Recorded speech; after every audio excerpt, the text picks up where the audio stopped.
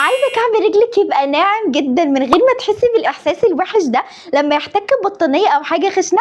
تعالي اقولك على خلطات كلها في مطبخك هتعمليها في بيتك هتخلي كعب رجلك ناعم جدا ومترطب من غير ما تدفعي ولا جنيه. الاول عايزاكي تعملي سبسكرايب عشان تنضمي لعيلتنا. بس قبل اي خلطه هقولك عليها لازم تبقى عارفه ان كل الخلطات دي هتفركيها بحركات دائريه لمده دقيقتين ل5 دقايق وبعدين اشطفيها بميه عادي. اول خلطه وهي القهوه المطحونه. هتجيبي نص كوبايه قهوه مطحونه عليهم معلقتين اكل ميه سخنه ومعلقه اكل من زيت جوز الهند او اللوز او اي زيت عندك وهتقلبيهم كويس جدا لغايه ما يوصلوا لقوام متماسك.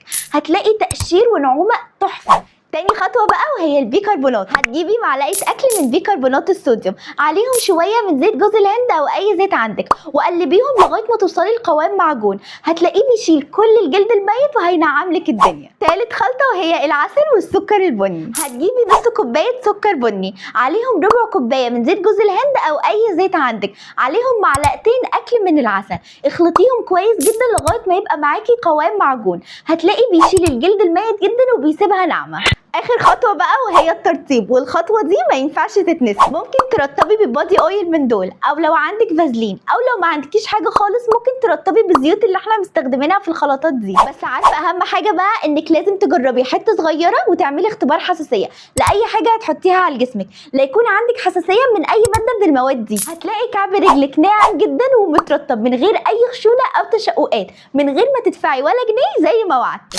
لو عايزه بقى جزء تاني من الخلطات دي اكتبي لي في الكومنتس واستني الفيديو الجاي هقولك ازاي تعالجي جلد الوز ده باقل التكاليف. فما تنسيش تعملي سبسكرايب وتفعلي الجرس عشان توصلك فيديوهاتي الجديده.